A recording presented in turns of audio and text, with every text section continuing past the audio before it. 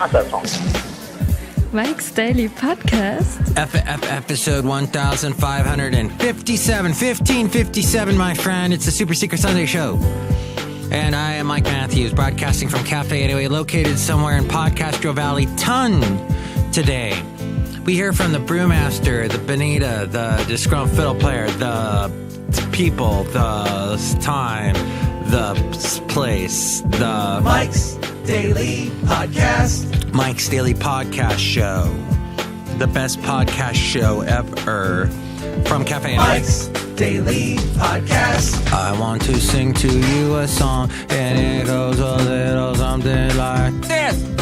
Everybody, you have got to go and hit me in the face because I think I need to quit singing this song because I think it's really shaving cream. Hey, I got to co-write a song. Mike's Daily Podcast. Irene Pena, who's been on the show recently, she sent me some music and I wrote lyrics to it today. So that's why I am not getting this podcast Daily done till like now. Podcast. What, Mike, you actually write lyrics? Yeah. That's like weird because your podcast songs are so odd.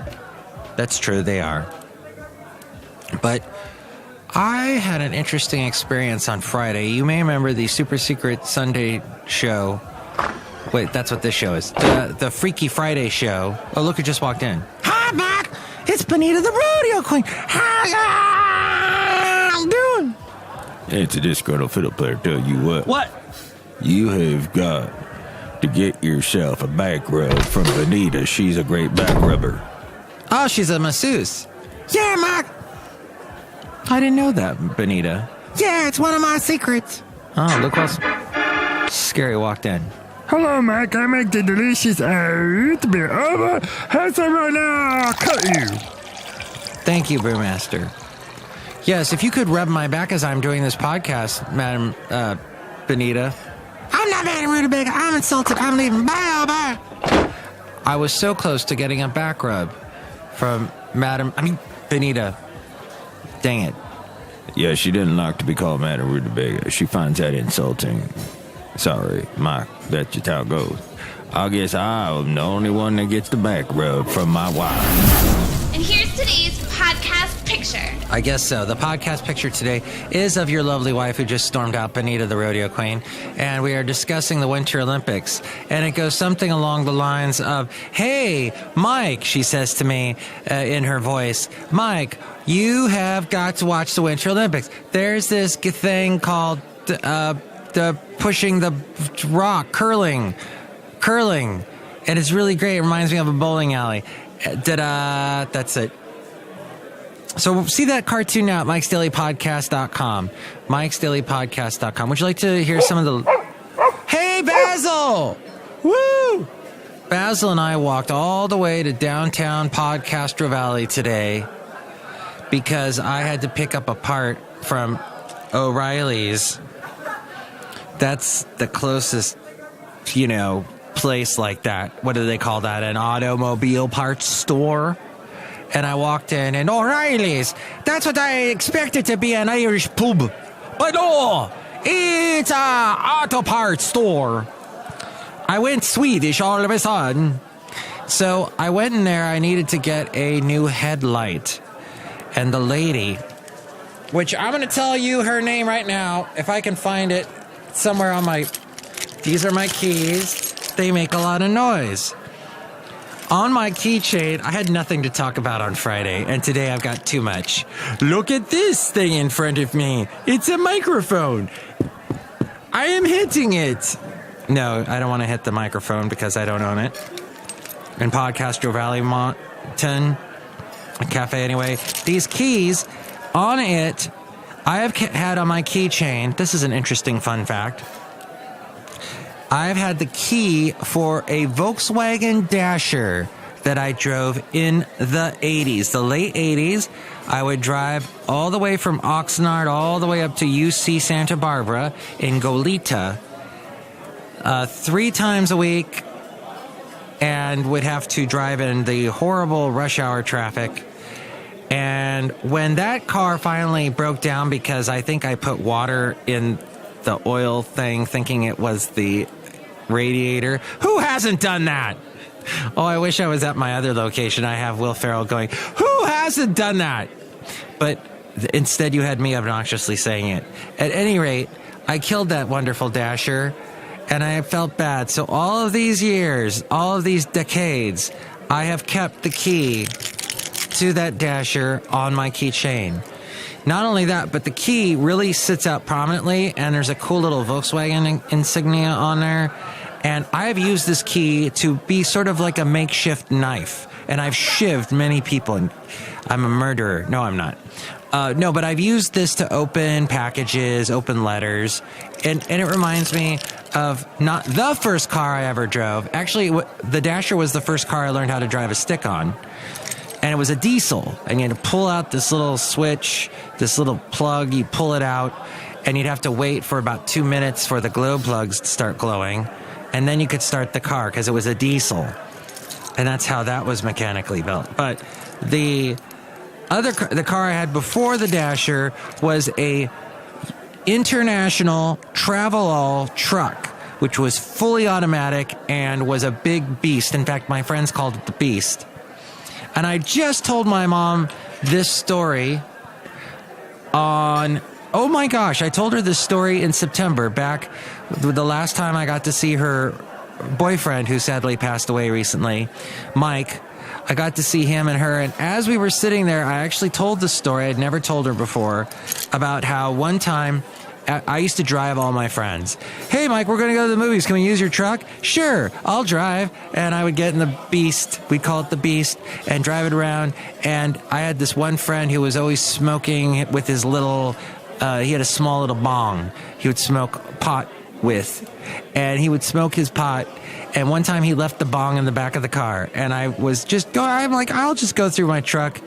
And you know, I had a stepfather for a while. My mom was married for like 2 years, and he would have looked through the truck and found it, and I would have read the Riot Act, I would have been read some long piece of literature that I would not want to hear. For this guy, my mom's second husband, my stepfather of 2 years, would lecture me constantly, all the time, and just talk and talk to hear himself talk. This guy was a Trump. That's why I never liked Trump, is because this guy reminds me too much of Trump. Really conservative, racist. Donald Trump's not racist. Oh, wait. What? At any rate, and he would say at any rate, and actually some of the expressions I use, I unfortunately picked up from my stepfather. My mom was married when I was around, the second time when I was around 13, 14, and so this was his truck, and I would drive it around, and so this bong was in the back of the truck, and I saw that, and I took it, and I chucked it like in a park somewhere. Actually, I think I threw it into the ocean. I polluted the ocean back in 1985, I think this was. So I told my mom that story, and she laughed, because we were discussing how she had smoked marijuana years ago. And I think you should have these conversations with your parents, because they're very fascinating. And try and have these conversations before they're gone, of course. That's the goal, if we can. But we get so wrapped up in our lives. But the point is, I was at O'Reilly's, and this lady whose name was Linda. Linda, give me half a chance. Linda, do you want to dance? And she was helping me. I said, I need a front look. What did I say? Here, I wrote it down. And she didn't know what I was talking about. And where did that note go? I have too much paper in my wallet. I'm like a George Costanza. I told her, I need a low beam, daytime running lamp. And she looked at me and she said, what? Yeah, in the front of a car. She goes, you mean a headlight? And I go, yeah. She goes, okay. So she leads me over, Linda does, to this aisle, and she goes, here's the lamp you want.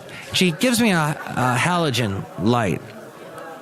And I thought, well, wait, none of the other lights on that car that I have are halogen. I said, are you sure I want this one? And I looked up the road just above it. There was like a cheaper one, maybe $2 or $3 cheaper.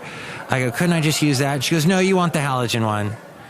And I'm like, what? Wait, but I think I want this one. She goes, all right, take the generic one, whatever. She's just totally pissy. And so I go over and I pay, I'm like paying for it. And then she says, are you with the rewards program? And I don't know. I thought I wasn't. And I said no. And then she charges me. And I go, well, can I join the rewards program? Well, don't ever do that. And I've done this a couple times, and it's stupid because the cashier never knows how to attribute the points. They need to know that you're with the rewards program before you make the charge on your card, because then they don't know how to do the reverse. They don't know how to put the points. They don't know how to take. They don't know how to take. They don't know how to do that. They don't. And she's calling for help from some other guy. And meanwhile, there's a line behind me. And I didn't have a pissy woman behind me like I had a couple months ago when I was at a hardware store. And I was trying to pay for some stuff I was buying at a hardware store using a gift card. And the lady got so mad at me because I was taking so much time. She said the F word really loud, and I looked at her, and she was just this bitter, gnarled old woman, and with several facelifts and sunglasses on. And I'm like, dude, what's your hurry? There's 3 other aisles open. Jeez. That's the thing here in the Bay Area is people, when they're waiting for you to go, they figure the closer they get to you in the line, if they just walk up till they're like practically on the counter, practically standing on top of the cashier, they feel that way they'll move you along. Well, apparently I did have a rewards thing. She should have asked me. Why didn't she? Oh, she did ask me. I guess I didn't. So it's all my fault, basically. Sorry, Linda. The point being, that took forever, that experience. And now I've got headlights or low beam lamp thing at O'Reilly's, the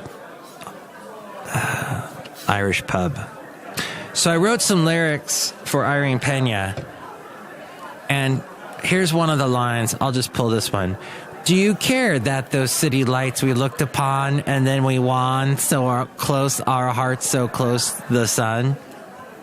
Yeah, that's how the kind of lyrics I write. And now I would like to tell you oh, we did that already? Okay. Oh, the last show. I had the wrong town. It was not Tuscaloosa. It was Tuscumbia. Helen Keller was from Tuscumbia. And then the other experience, the last experience I would like to share with you is at one of the radio stations that I work for. I won't say which one, but someone brought a large 40 beer. A beer. What do you call them, a 40? I don't drink these type of beers. I always drink the craft beers because I'm a snob. But somebody was drinking a Miller Lite, one of those big bottles, the jug-like bottles, and was drinking that at the radio station and left it there in the studio. And somebody that I work with then messaged me on Facebook, hey, what studio was it? And I was thinking, I'm not responding to you on Facebook with this information. Who the heck? This has to do with management. Management has to take care of this. You don't need to be involved. So that's what happens sometimes at radio stations. I won't say which one, but apparently drinking happens, now in 2018. So maybe it's time for you to get into radio. Who knows? The point being, the Equifax hack exposed more data than previously reported. Last year's worst hack exposed even more information than previously believed, further highlighting vulnerabilities created by the credit monitoring system. Yikes. Always check your credit cards, when you're about to pay it with your bill pay. Go into the actual credit card statement and check everything that you've been charged for. Make sure that that's all on the up and up. And Adam Schiff of California, the Democrat, said today that President Trump doesn't want the public to see the underlying facts in the Democratic counter memo because they would undercut his claim of vindication in the Russian probe. That certainly seems to be the case, doesn't it? That Trump, then I heard Trump said that he didn't want to release it because there was so much that needed to be redacted yet. So at some point, Trump will have to release the Democratic memo with redactions if necessary. But this is not something he can just keep hidden. It will hurt him badly. And finally, Trump's infrastructure plan has a lot of detail on everything but how to pay for it. He is posed to unveil a long-awaited plan tomorrow that aims to stimulate $1.5 trillion in new spending on the country's ailing infrastructure over the next decade. But many lawmakers in both parties say the president isn't providing a viable way to pay for his initiative. A year in the making, the proposal is an attempt to fulfill a marquee campaign promise and would rely heavily on states, localities, and the private sector to cover the costs of new roads, bridges, waterways, and other public works projects. It calls for investing $200 billion in federal money over the coming decade to entice other levels of government and the private sector to raise their spending on infrastructure by more than $1 trillion to hit the administration's goal of $1.5 trillion in new funding over 10 years. White House aides say Trump is open to a new source of funding to cover the federal share. But Congress will have to make the decisions. As we go outside of Café Anyway, we're bringing Mike's Daily Podcast somewhere in Podcastro Valley. I walked with Basil down to the downtown Castro Valley area, Podcastro Valley, and I stopped at, for some reason, at the pet food places that I go to. There's always some really cute girl working there, and so I'm in love with this one girl, and she'll never know. It's unrequited. That's fine. Unrequited. That's just how life is. And the impetus of many a great song. Sad song. Sad songs, they say. That's the end of the show. Next show, we're going to have the wonderful Madame Rootabega. Yes, she will be here, finally, and will not insult Benita by her presence. Neither will the Disgruntled Fiddle Player. Nope. He will not be here.